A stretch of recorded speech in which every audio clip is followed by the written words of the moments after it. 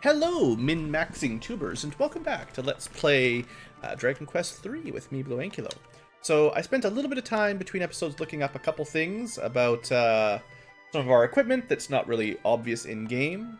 So, I was thinking Kazap for the King's Sword, which is sort of a spell in this game, but we don't have it. The spell that this weapon casts is called Infernmost, which is the highest level cleric damage spell, which nobody has either, but still, technically it's a tornado magic or inferno magic at max level. And the spell that the Thor's sword, which if I ever get a whole bunch of money and I want to buy an extra weapon, that weapon casts Blaze Most. No, not Blaze Most. Blaze Most, it's Fire Volt, I think. Third level AoE fire spell, which again we don't have yet. Blaze Most is the best single target damage spell that the sages need to learn eventually.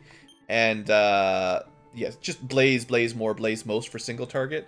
And then Fireball, Firebane, Fire Volt, or whatever they call it here. That'll be the highest AoE fire spell, and that's the one that the Thor's sword uses. There's another item we have that casts Boom. I forget what it is. I've already forgotten a little bit. It might have been one of the items I sold. I was looking through equipment, so we actually don't get any legendary helmet in this game. So, you know, we got the legendary armor. There will be another legendary shield eventually that's really good because it provides some sort of protection from stuff that's... Although the light armor gives you 2/3 or 1/3 reduction in magic and breath anyway, and regeneration, but there's another one.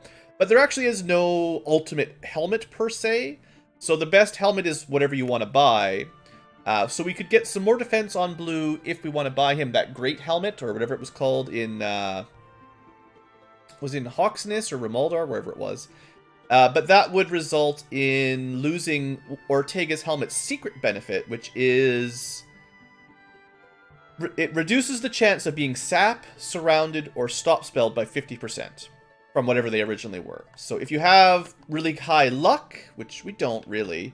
but if you've got good luck status protection and Ortega's helmet, you do actually have relatively low chances of being sapped, surrounded, or stop spelled. That's all. So it's got some status protection, just sort of reduced by 50%.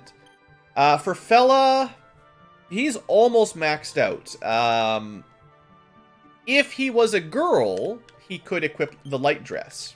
It's not Sage only, it's just female only. In fact, any female character, including the hero, could equip it.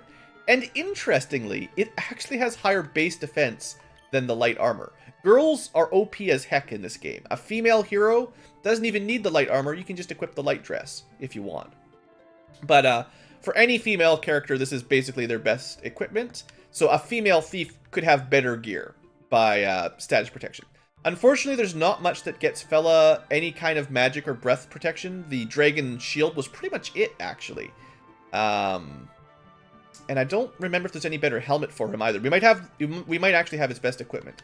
The truth is, if I was really trying to min-max, which is sort of what I was hinting at, I would actually reclass him right now. He's already a really good thief. His agility is nearly maxed out. So even if we changed him to, I don't know what we'd change him to exactly.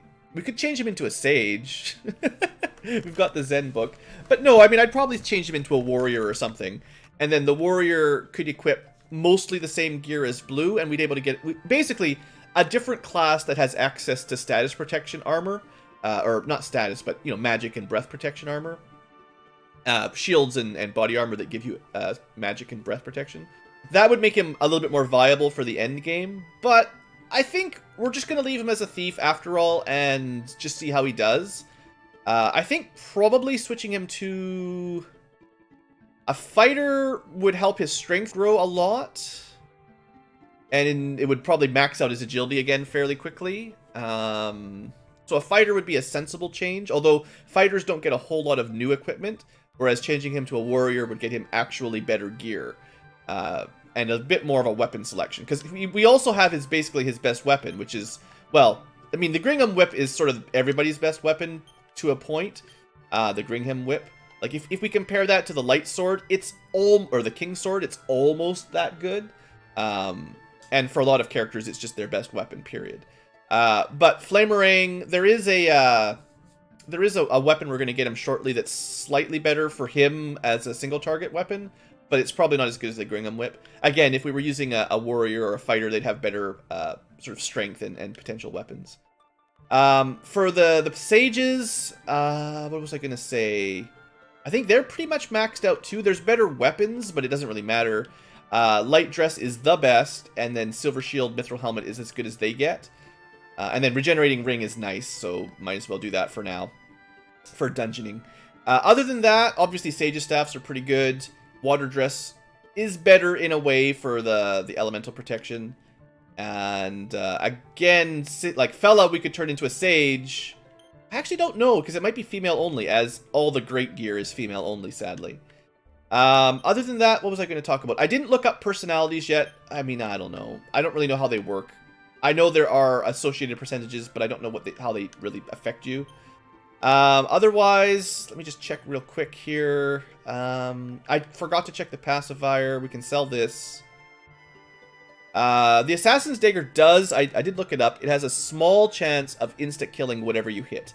So it still is a pretty good option for killing metal slimes, or, I don't know, good. It's just, it's an option. And I haven't looked at the cursed weapons yet, because I don't know. It gets so complicated looking at personalities when you're looking at all the different books. You could change personalities if you have the right book, or the right accessory, if you want to use the accessory. But then if you want to use other good accessories like this, you have to use the book instead of the, you know, it ends up confusing me. And I just go like, you know what? We're pretty strong. I'm trying to min-max a little bit, but we're not going to worry about full-on 100% min-maxing. So one of the fun things that I was thinking is, although this takes more menu time, Blue actually doesn't really need the Flamerang.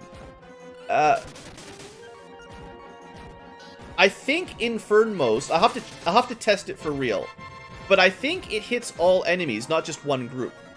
So I think it's essentially, assuming you like this much damage, you can tell it's a tornado spell. I should have known it was not Zap. But yeah, if it does up to 100 damage to the whole enemy party, like, that's probably as good as a Flamerang. But the downside, also, by the way, we're going to Swamp Cave. The downside is it takes a lot longer. Like, it's not a quick weapon. Like, it's much quicker to just attack and throw a boomerang than to go through the menu, select an item, watch a fancy spell animation, and then, oh, it technically did more damage, you know. So, I guess if time doesn't matter to you, and you want to just maximize your damage output and not worry about equipping Flamerangs, just using that is probably not a terrible idea. By the way, fella, where are we? It's Marsh Cave. And how much treasure is there? There's at least 2 treasures. I must keep digging. We're digging a tunnel. Dig a tunnel, dig a tunnel. So these guys are in the process of digging to Rimuldar. Also, we have some more garbage tickets. So this dungeon might turn out to be kind of a wash. But, you know what? We'll do it while we're here. I figured this would be the smallest of the remaining dungeons. So let's have a quick look. Looks like they've made quite the maze for themselves. I want to reach Rimuldar quickly. Heave-ho! Well, they're just lucky that there aren't any dragons moving in, basically. And there's... well, it's a mini-medal. That's good. I was hoping to get some more mini-medals. Okay! Maybe there's no monsters here, even. They haven't moved in yet. I was thinking this would be a little dungeon with a little tiny maze and some sort of useful item. But no. Just a little nod to Dragon Quest 1, basically. Nothing special. Okay, well, before we go to the next real cave, then, let's turn in some mini-medals, because I can guarantee you we can get some new items. Oh, hey, look, birds and stuff. I guess we're just lucky the bird doesn't follow us down into... oh, yeah, also, we're free! We're not down in hell slash... whatever they were calling the underworld, basically. I know, we never actually returned to our home after we left. It's like the king said, pretend Zoma doesn't exist, so the world up above...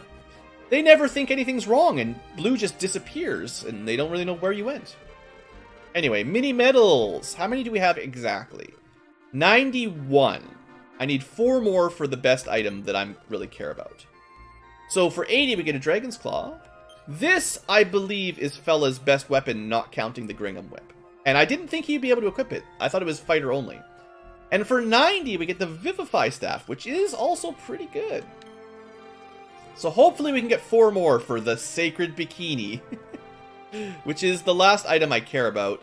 The 100 metal item is just the infinite pass for Pachisi boards, which, it's cool, but it doesn't really matter.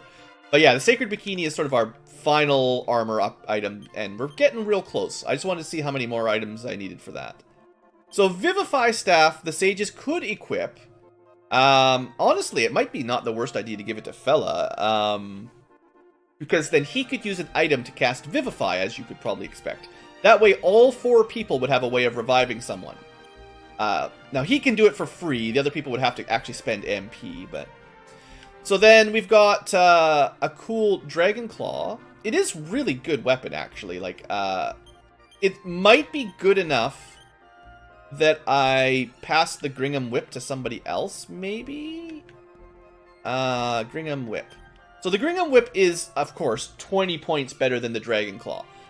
But, like, okay, that is a difference, and technically if you wanted to min-max against a final boss, you know, 20 points is probably 10 damage, that's better. And maybe 10 damage gets doubled back to 20 if you kill him. But we could also give a pretty powerful whip to one of the sages who would still get some value out of it. At least against random encounters, let's say. So I think we'll do that. Mostly because it's a bigger swing. Like, plus 53 is more than plus 20. And Fella will still use the Flamerang against most encounters because, you know... but also against random encounters, this will help Daubry wipe them out a little bit easier. So, that's kind of my logic. Fella can still Flamerang most things, and then Dragon Claw, you know, tough bosses. Blue can King Sword and Flamerang however he feels, basically. I'm going to move the Sacred Talisman into the bag, just so it's out of the way, because it's going to take a while before we can turn stuff in. Fella's got a free heal, a free Vivify. Blue's got a free heal. Daubry's got emergency MP, emergency magic defense, free heal, and we're going to put the other whip away, although I'll hold on to it just in case. And then Holly has emergency MP and free heal. So we got some pretty good stuff. So we need 4 mini medals. I'm like 99% sure that we could get 4 mini medals if I finished exploring all the areas. Like, I have not 100% thief-nosed every town in the game, and in fact, while I'm thinking about it, I'm pretty sure I remember where at least one item is. Like, there's one in... Okay, hold on. There's 2 that I've thought of now. Remember Moir, the place that Ortega stopped by, that we could never return to? We were never able to cast the spell to go back immediately. There was a locked metal door there, and it's just north... Yeah, it's just north of Zipangu, so this won't even take very long. Repel should keep everything away from us.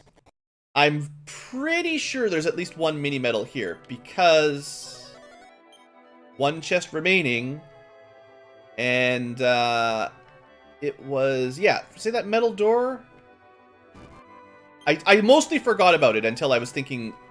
Sheesh, I spent a little bit of time between episodes trying to remember anywhere that I might have forgot to backtrack.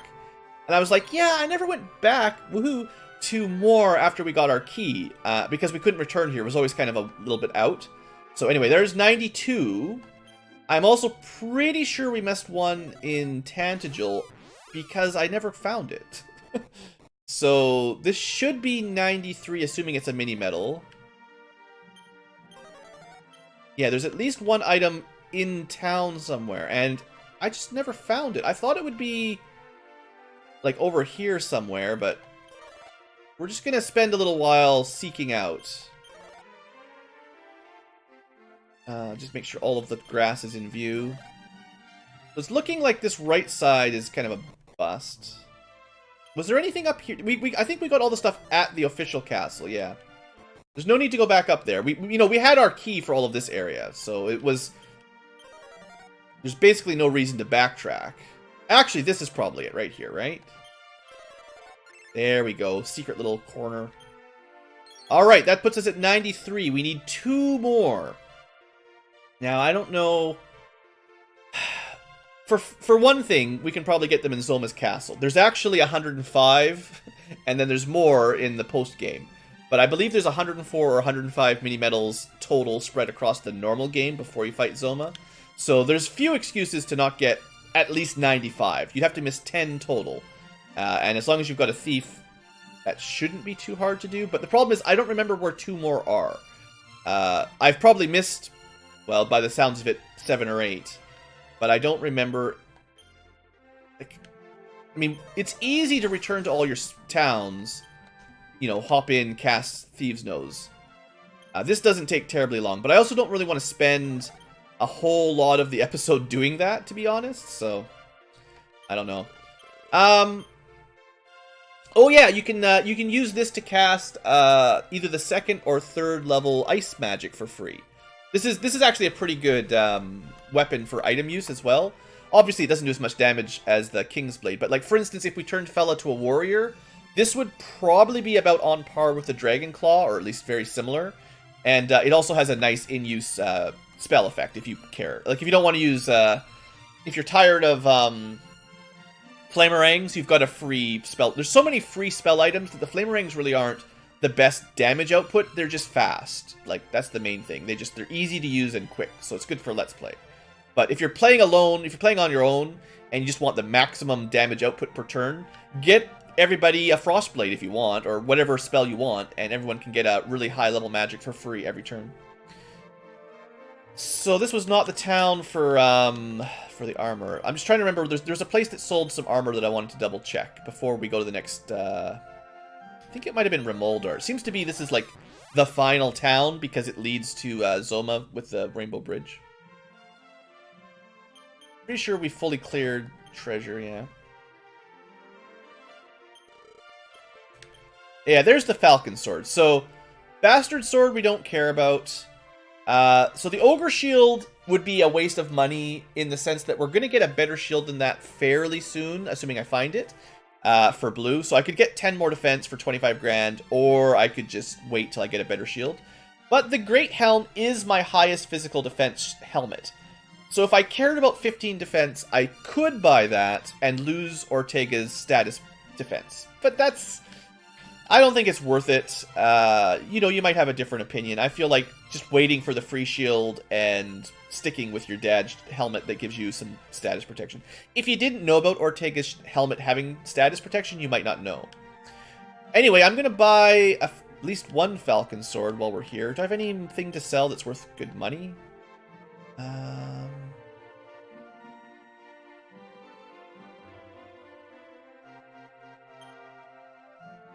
Could sell that. I'll sell the spare Flamerang. The only way we'd ever need 3 Flamerangs is if we switch the Sages to a Thief or something. Because Sages can't use it and, you know, it's fine. So that's a little bit of money for us. See, I guess that's it. I could sell the Dragon Tail, but they're actually unique. And I think they're a Sage's 2nd best weapon. The best whip is the Gringham Whip. Well, there's actually... The best weapon we can get is the Gringham's Whip. And the Dragon's Tail is the 2nd best. So I want to hold on to that just in case I change my mind about the whip, the Gringham's Whip. And I don't think the Golden Beak does anything. Yeah, we're just going to sell that. I'm almost 100% sure that does no value. And you know what? Basically, the reason I'm trying to get money right now is so that I can afford 2 Falcon Swords. I'm pretty sure 2 strikes is better than a small chance to one-shot kill a Metal Slime. So we're a tiny bit of money short of being able to buy 2 Falcon Blades and probably not buying much else for the rest of the game. Let's find something we can sell. We don't care about these. Oh, this is gonna... Right, you can only sell 1 at a time. Let's sell... You know, we've got 2 Rockstar rings. Let's do it like this. Anything we've got 2 of, we don't need. Kindly is not even very good, I don't think. If it's amazing, I apologize. I'll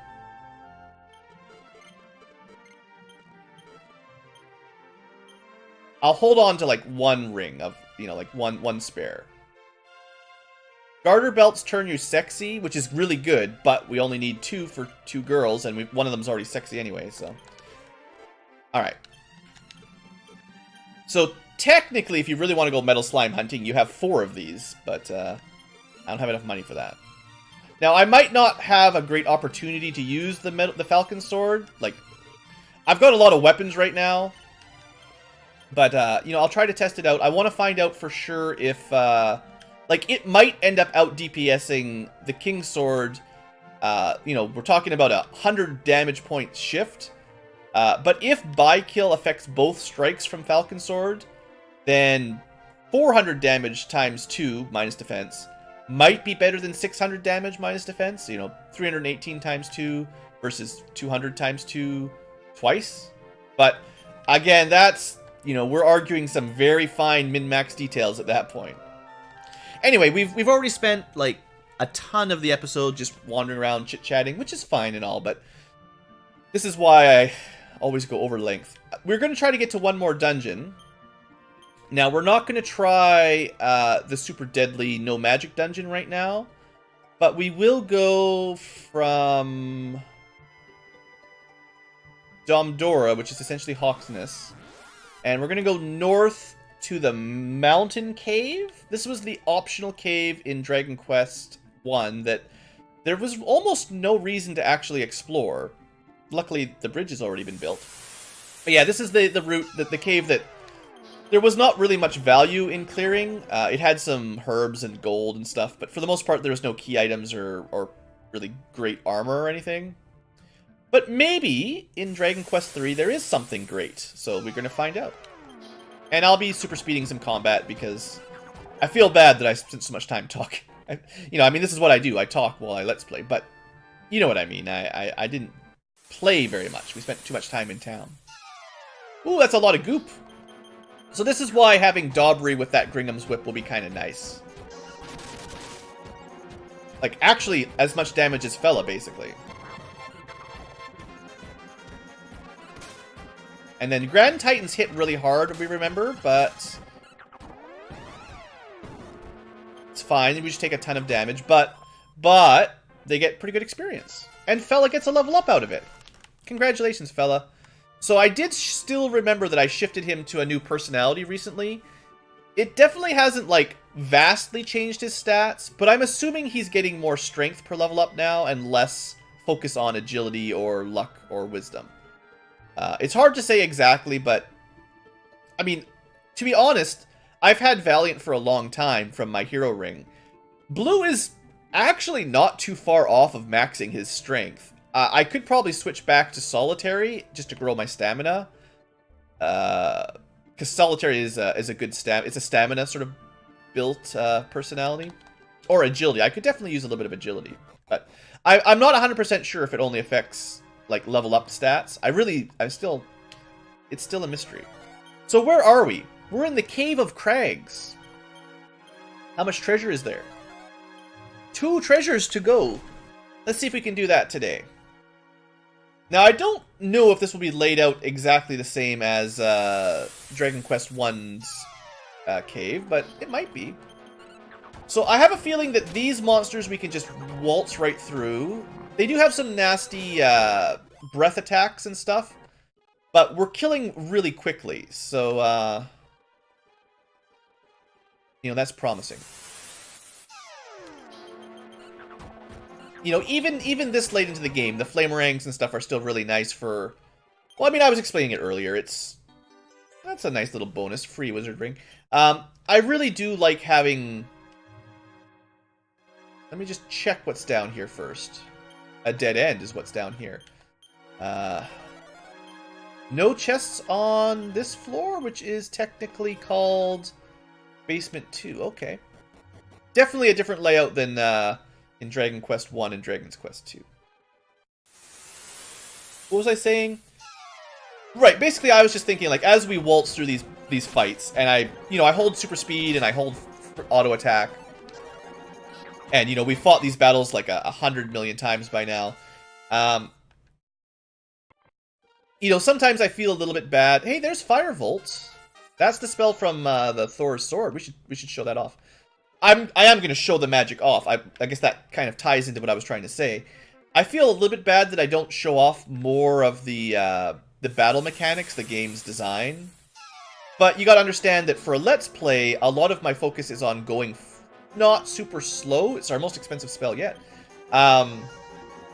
So when the option is hold super speed and basically auto win in like a few seconds versus watch some cool spell animations, I usually just would rather win immediately. Or, you know, maybe, I guess, like, it's not quite as efficient in terms of optimization.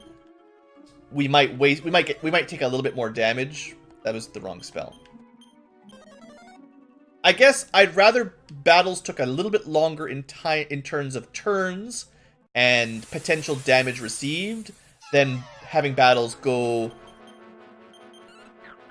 faster but slower in terms of time, because you're watching more spell animations, you're doing more menuing, selecting you know, spells and item uses and stuff. Like, the more time I spend selecting all those things, you know, the longer the episodes get, the less progress we make. So if that makes sense, hopefully that will explain why most of the time Blue is happy to use a boomerang to just hold super speed. For the most part, just wipe out a group of enemies like this anyway, and just not pay too much attention. It's especially pronounced in JRPGs that have really high random encounter rates. So we got one. There's like at least 2 more staircases down here. This take us to basement 2. Okay, well, hold on. We know there's no treasure on basement 2, so let's finish floor 1 as best we can. I feel like this is a good idea right here. Yeah. Anyway, you know, I'm sure I've talked about it more than enough. I've bored you to death with my optimizing of turn by turn. Let's talk about the monsters for a second. It's a Darth Bear. I mean, like, I guess that's the problem. As we get close to the end of the game, what is there to talk about? You know, basically maximizing your character's stats and best weapons and spells and stuff. In a JRPG where the focus is on less, like, tons of random battles wearing you down, but fewer, more challenging encounters, then I would play a little bit slower, spend more time in battle, kind of using strategy. But so long as we're playing a game where, oh, you know, this is still floor 2, but I guess that other section of floor 2 we came down in the bottom right, that had a different, it like, fella knew that there was no treasure there. Even though it's the same floor, it was a different, I guess a different map, technically. Interesting. I'm trying to think of a good example of a JRPG that's less, a little bit less about the total number of encounters. Traditionally, Dragon Quest and a lot of Super Nintendo NES era games, they really are balanced and designed around just obnoxious numbers of total battles. And this is actually, to tell you the truth, guys, this is why it took me so long to start recording Dragon Quest Let's Plays. I always knew going into these, and I wanted to be very confident with my commentary, basically, that these games, especially the early ones, have ridiculous encounter rates where you're spending a ton of time not really progressing or anything. You're just, you know, you're playing the game, killing enemies, getting levels up, which I guess is all progress to, you know, contradict myself. But, you know, you're spending an awful lot of video time. This episode is the example for today. You know, fighting the same random battles. And if I don't use super speed, man, would this be a long game, right? Blue is getting some fine leveling. I like that. You know, I like being able to talk about things like level ups and interesting monsters and stuff. Most of these monsters have either a very powerful spell that would kill everybody or has a chance to kill everybody, or massive area of effect magic damage. Fire, ice, lightning, whatever, wind, all the different elements. Unfortunately for them, for the most part, the enemies also have relatively low HP totals because you're designed to fight a million of them, basically. So the most efficient way is to kind of ignore their attacks and just try to kill them really quickly. there's nothing you can really do in battle to stop enemy magic. You can try Stop Spell. You can try Sap. But really all you have control over, for the most part, is your ability to self-buff to give your characters attack or defense or speed. Enemy debuffs are very erratic, let's say. They do work sometimes, but hey, look, Sword of Destruction. Another cursed weapon. So it's, let's see, compared to the King's Sword, it's almost as strong as the King's Sword, in case you you could have come here before you got the Orichalcum and sold it, because it's sort of a secret quest to go reforge the King's Sword. Secret, I mean, you know what I mean, it's a side quest. So the Sword of Destruction is very strong. I betcha it has a higher crit rate, but it is cursed. So I haven't really talked about cursed weapons yet. I have a feeling I might have all the cursed gear by now. So it might be time to start looking into that. Also, I got those Falcon Swords I haven't used yet either. I was hoping we'd get lucky and find some metal slimes in here. Oh, there you go. Now I for sure have all the, yeah, the cursed armor. How strong is this stuff? Not as strong as, like, I guess that's the trouble. We found the top tier cursed armor after I found the best legendary equipment in the game. And in this game, like in some Dragon Quests, the cursed armor actually has like the best defense in the game. There's that one helmet we probably still have that has ridiculous defense stats. Where are you? Let's sort the bag now that we've got more stuff again. So I just want to show this off. We're looking at equipment a lot today. We're talking about final gear and all that. So here we go. So I think it was the Misery helmet? No. It was... We got 2 cursed weapons, cursed armor. Okay, so the All-Knowing Mask gives you a ridiculous amount of physical defense. It would get Fella to 500, which is quite likely the defense cap. So if you defense boosted him, he'd get to 999, which is ridiculous. Probably nothing could damage him at that point. But is it worth it? I don't know. I'd have to look at the exact curse. Also, Fella can't use any of the cursed weapons. Or even that cursed armor, so it would be just... Anyway, I'll look into the cursed equipment and maybe have a little recap in the next episode or two. I'm doubtful that it would provide enough benefit to outweigh the costs. I'm pretty sure that most of the cursed equipment either stuns you, reduces your attack damage, or makes you full-on berserk. So you probably attack your allies. It's either confusion or berserk, I forget. There might be one that just you lose control and you stop using magic, which for Fella wouldn't be all that bad. He just always attacks for the most part. Hey, an agility seed, that's nice. You know, as long as we're getting it's cool like stats like that, I like the that's definitely a feature I like for RPGs, JRPGs specifically, is the ability to get like permanent stat increasing items inside a really grindy dungeon. It definitely helps make the monotony of random battles. It's not as bad when they can drop good gear. If you ever watched, or maybe you haven't, but if you ever watched my Final Fantasy 1 Game Boy Advance mod Let's Play, there's a fancy rebalance mod for it, like a full, it changes the classes and everything. It's actually really cool, if you haven't seen it anyway. Let me puff my own channel for a second. But anyway, one of the really cool things that game does is the mod specifically adds really nice random drops to almost every enemy in the game. They're still relatively rare, you're not going to get them every battle, but a lot of actual equipment upgrades will come from just random fights. You could be in a really long dungeon like this, and on the 20th Torture Lord, or whatever you're fighting, it would actually drop a piece of weapon or armor that's actually an upgrade for you. Maybe either you could buy it for a lot of money, or maybe it's from the next town that you can't even find yet. So I like to think that that's 94 also, one more to go. I like to think JRPGs that are willing to give the player actually good random enemy drops, not in the 1 in a million kind of % range, but more in the 1 in 20 to 1 in 50 kind of range, so that you actually get some noticeable, like, you know, I feel like most JRPGs, your typical enemy drops, not counting Final Fantasy IX's rare steals, which are bad for a different reason.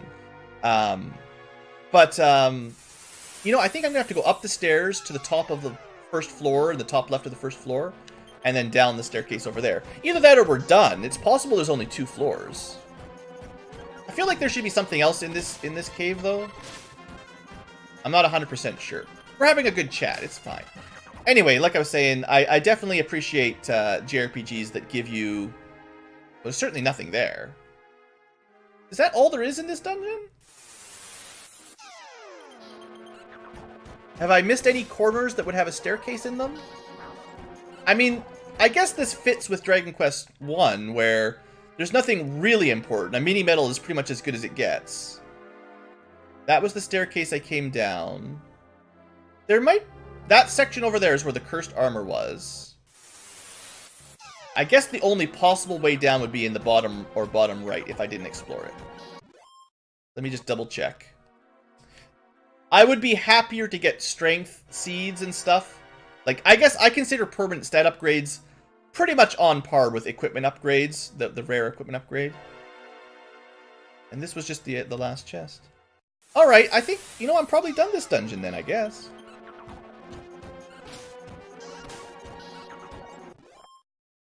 The question then is,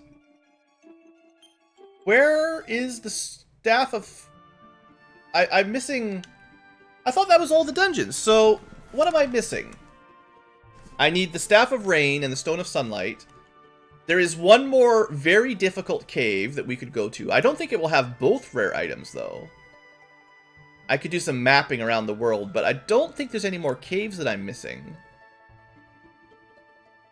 We're missing, essentially, the Hero Shield, Staff of Rain, Stone of Sunlight. There's 3 main items. We've been to all the normal areas in Dragon Quest I. Like, all the glowing lights. Not counting Garenham, which isn't on the map. Those are all the areas in Dragon Quest I. There's no other dungeons, temples, or towns. I mean, technically, you know, Gwaelin's Love shows you where Erdrick's token is, but we've actually got Erdrick's token, technically. Spoiler alert, maybe one day someone will call it Erdrick's token. I haven't tested the Falcon Sword out yet. Go do that.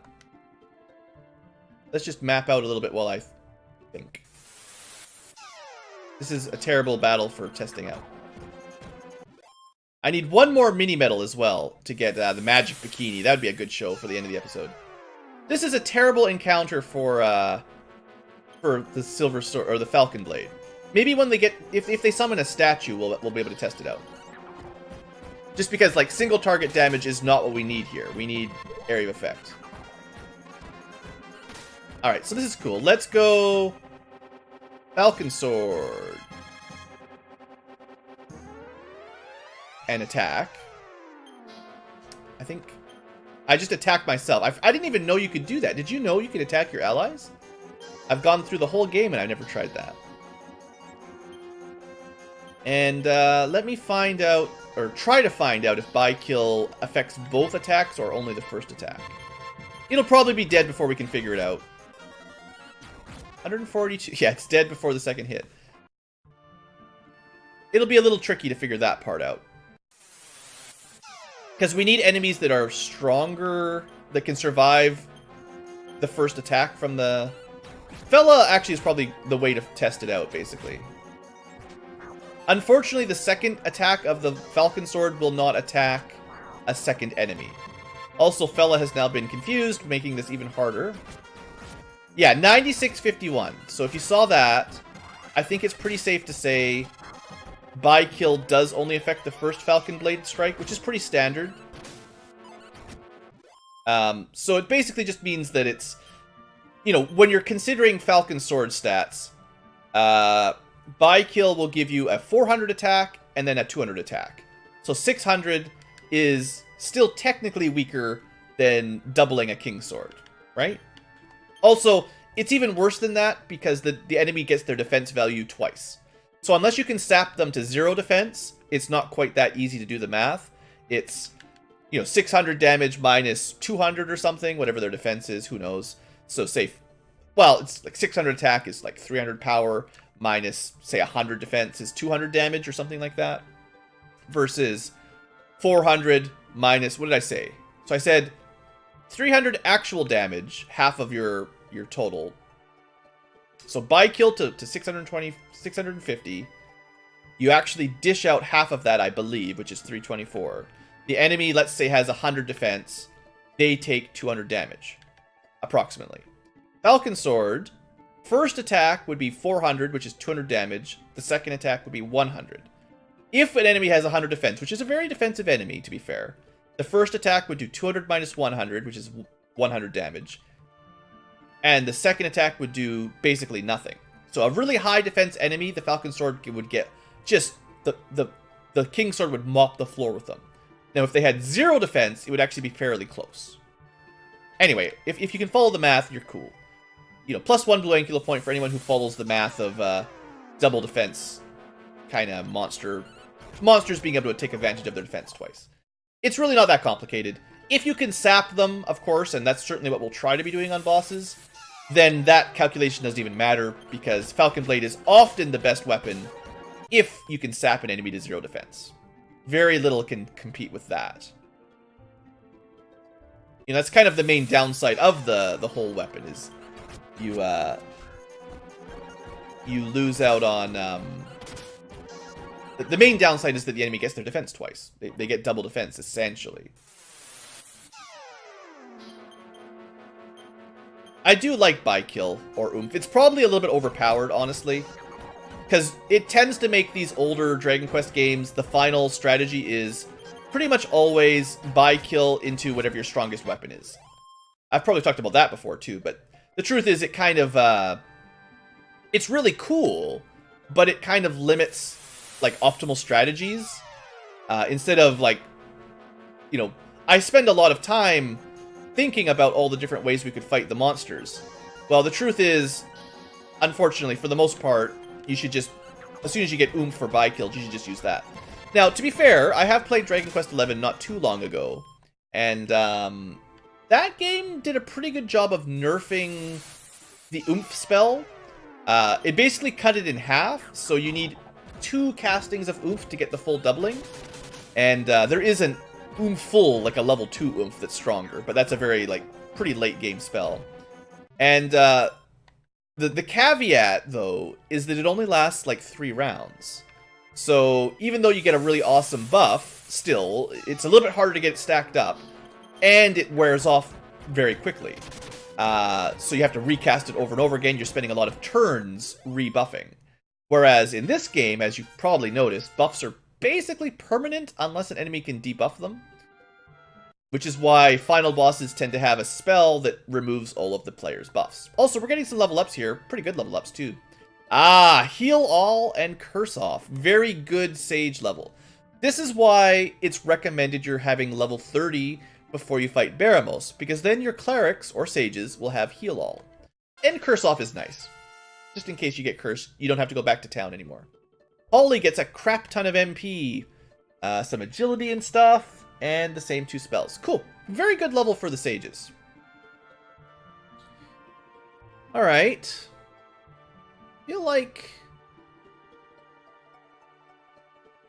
what should I do, guys? I might have to just end the episode. It's already been a pretty long episode. I guess I'm just going to look it up, because I don't want to spend too much more on-camera time, especially as we're getting close to the end of the game.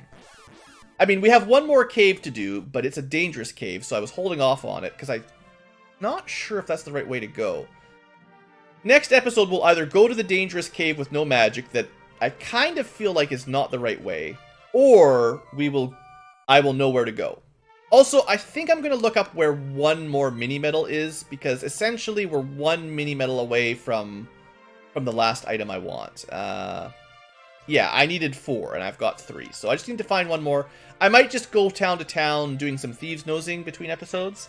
And anyway, I spent a ton of time rambling today, and I didn't really make much progress. I'm going to start next episode knowing what I'm going to do, and that will help get us to the end of the game. Anyway, thanks for sticking with me and having a chat. Feel free to leave your thoughts on all the stuff I was talking about in the comments, because when I'm opening the floor to talking about JRPG balance, you know, sometimes I get some nice, you know, some nice experiences and comparisons from some friendly chatters. Anyway, I gotta end the episode again. Thanks for watching. I'll see you next time for more Dragon Questing and Blue Rambling. See you there, guys.